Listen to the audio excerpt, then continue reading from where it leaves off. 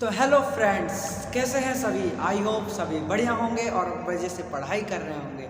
मैं हूं आपका दोस्त हिमांशु गुप्ता और आप देख रहे हैं आपका अपना प्यारा सा चैनल एचएल क्लासेस।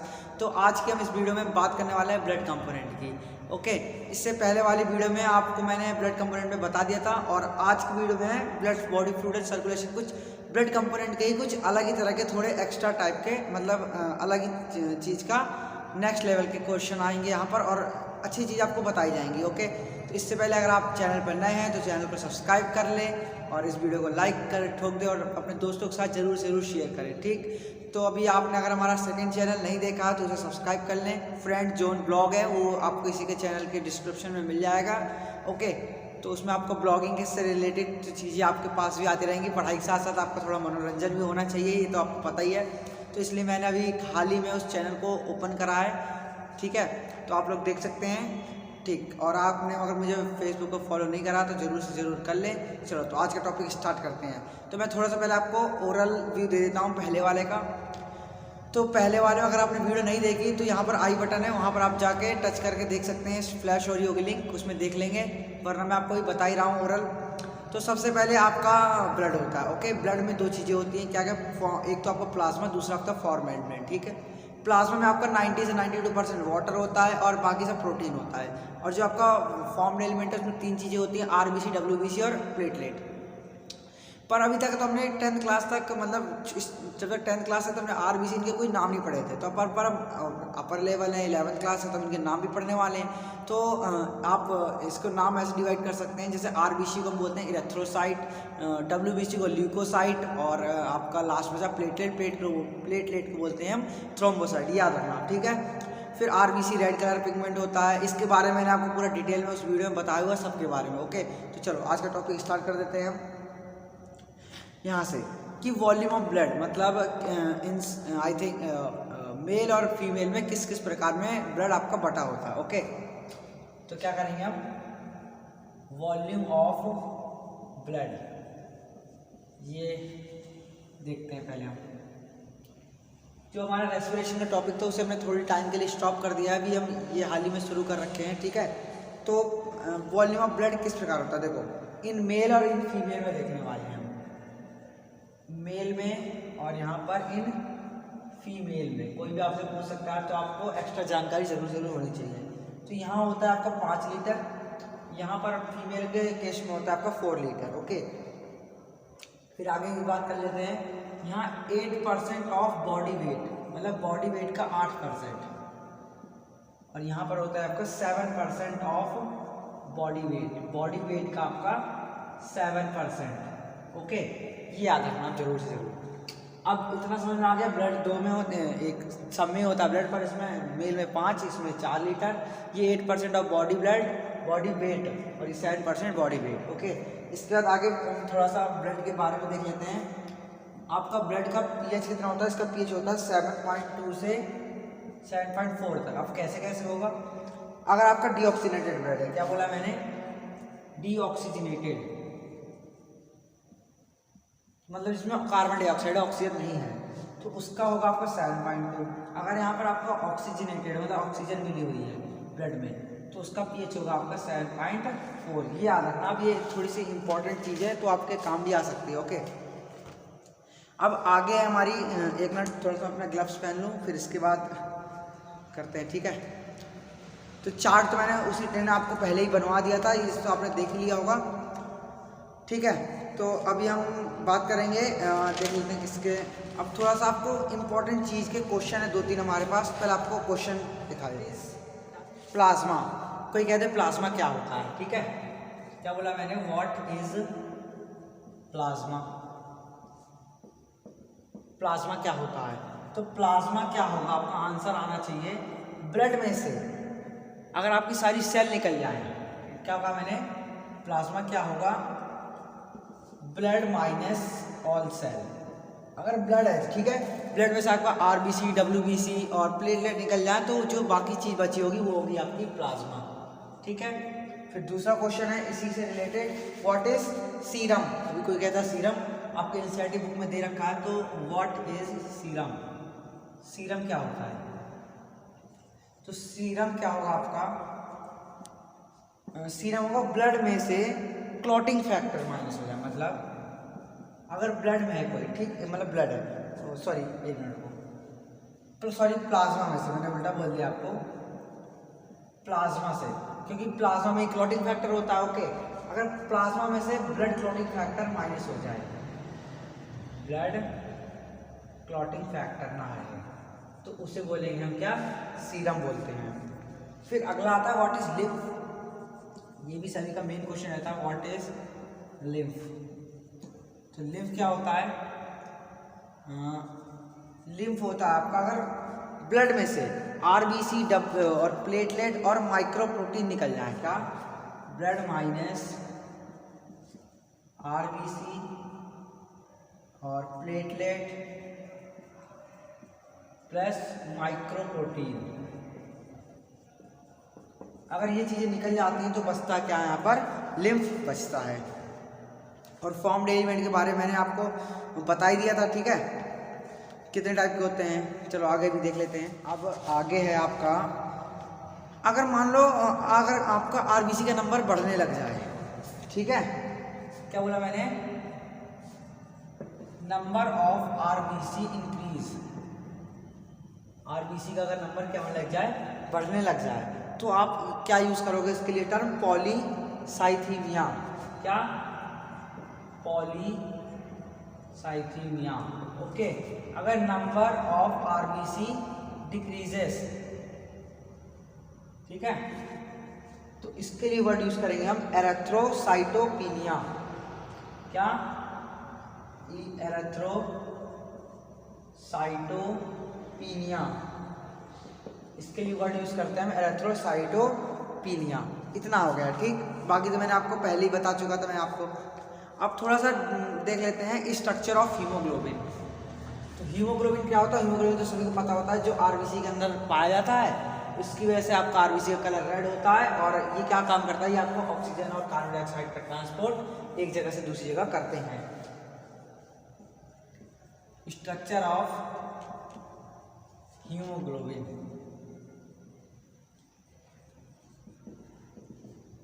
हीमोग्लोबिन का क्या स्ट्रक्चर होता है, पहले तो इसका अमाउंट देख लेते हैं, कितना अमाउंट में होती है, 12 से 16 मिलीग्राम, 12 से 16 मिलीग्राम पर 100 ml of blood, 100 ml blood में 12 से 16 मिलीग्राम होती है, या फिर 15 मिलीग्राम लिख सकते हैं। ओके, आगे, each RBC contain approximate 280 million molecules of haemoglobin. एक आरबीसी में आपका, each RBC contain approx 280 million, क्या बोला मैंने, 280 मिलियन मॉलिक्यूल्स ऑफ हीमोग्लोबिन। तो आप समझ सकते हैं केवल एक आरबीसी में 280 मिलियन मॉलिक्यूल्स प्रेजेंट होंगे हीमोग्लोबिन के।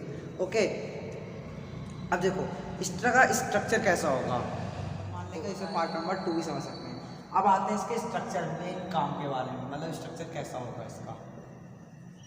इसके दो तरह के होते हैं, मतलब, ठीक है, पहला होता है हीमो, ठीक, और दूसरे का नाम है ग्लोबिन, हीमो और दूसरे का नाम ग्लोबिन, पता ही हीमोग्लोबिन से तो बना है।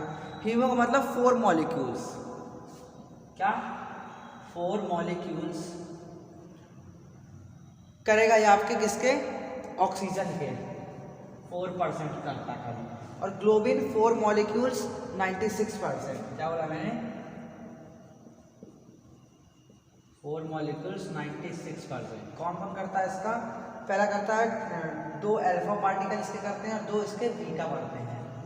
तो देखो जो एक हीमोग्लोबिन है, मान लो, जो केवल 4 ऑक्सीजन ही पकड़ सकता है, कितने बोला मैंने, 4 ऑक्सीजन ओनली फॉर, तो इसके अंदर क्या मतलब है, ठीक है, 4 ये मॉलिक्यूल्स, तो 2 अल्फा और 2 बीटा वाले पकड़ेंगे। इस समझ में आ गया सभी को। आगे बढ़ जाते हैं, फॉर्मेशन ऑफ आरबीसी, क्या बोलते हैं उसे, जब फॉर्मेशन होता है, मैंने अभी आपको बताया था, सॉरी मैंने आपको बताया था इंक्रीजिंग और डिक्रीज होने में होता है। अब आता है फॉर्मेशन ऑफ आरबीसी को क्या बोलते हैं, तो अब ये वर्ड जान लो, जो बोलते हैं इरेथ्रोपोइसेस, जब भी कोई चीज़ बनती है तो उसे बोलते हैं पॉइसेस,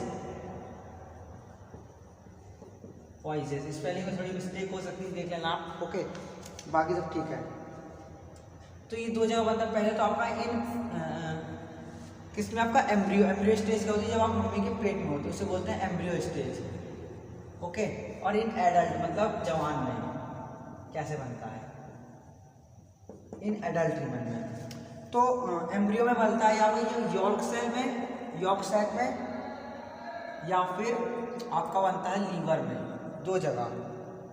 ओके, याद रखना।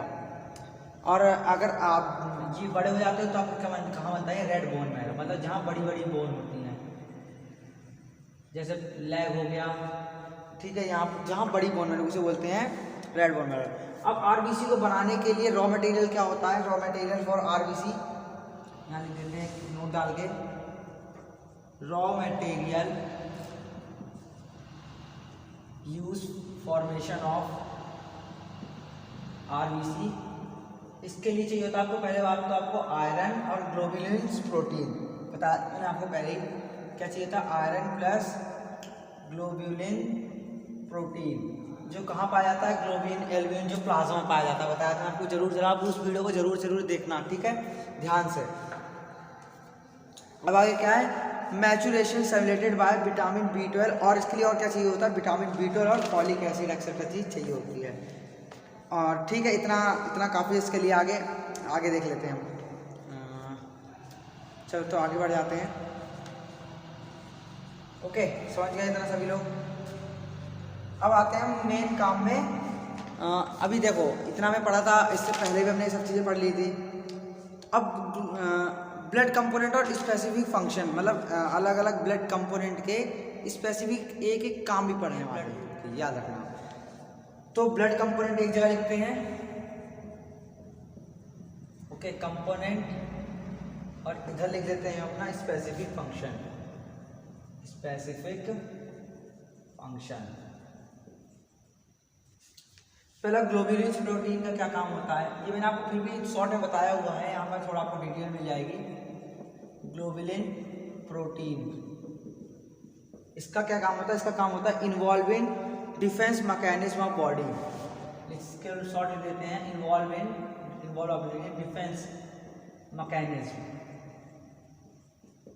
मैकेनिज्म ऑफ बॉडी के डिफेंस मैकेनिज्म, मतलब आप अगर कोई फॉरेन पार्टिकल आपके ब्लड में एंटर करा है तो उसको आपको मारने में काम आता है ये। फिर दूसरा हमारा फिब्रोजिन प्रोटीन, ये आई थिंक ये आपका काम आता है क्लॉटिंग फैक्टर, फिब्रोजिन प्रोटीन, ये किस काम आता है, ये आता है आपका need for clotting of blood, इसके लिए क्लॉटिंग ऑफ ब्लड, किस काम में, क्लॉटिंग ऑफ ब्लड के काम में आता है। ओके, फिर तीसरी आपका बेसोनोफिल्स आरबीसी, बेसोफिल्स, डब्ल्यूबीसी में पाई जाती है, पता ही है, थोड़ा कंफ्यूजन है इसमें होती है। इन्वॉल्विंग इन्फ्लामेशन रिएक्शन, किसमें इन्वॉल्व होता है, ये इन्फ्लामेशन रिएक्शन में इन्वॉल्व होता है, इन्फ्लामेशन रिएक्शन। ओके, ये इन्फ्लामेशन रिएक्शन में इन्वॉल्व होता है। अगला फोर्थ आपका लिम्फोसाइट आरबीसी, क्या आरबीसी का है, सॉरी लिम्फो आरबीसी आदि हो रखी, मतलब प्रॉब्लम हो रही है। लिम्फोसाइट, ये भी डब्ल्यूबीसी का, ये पता, मोनोसाइट और लिम्फोसाइट हमने पढ़ा था। ठीक, इसमें होता है responsible for immune response of the body, क्या immune response of the body. Okay, इतनी चीज आपको ध्यान में रखनी है। अब इसके बाद हम पढ़ेंगे कुछ अच्छी चीज़ें अगले आने वाले नेक्स्ट लेक्चर में। जब तक मैं आपको एक क्वेश्चन पूछता हूँ, which of the following is a cell fragment, तो आप आंसर दोगे ब्लड प्लेटलेट। ओके, तो अब इसके बाद हम पढ़ेंगे ब्लड ग्रुप अपने नेक्स्ट लेक्चर में। तब तक के लिए सभी लोग सेफ रहें और घर में पढ़ाई करते रहें। All the very best, thank you, bye bye.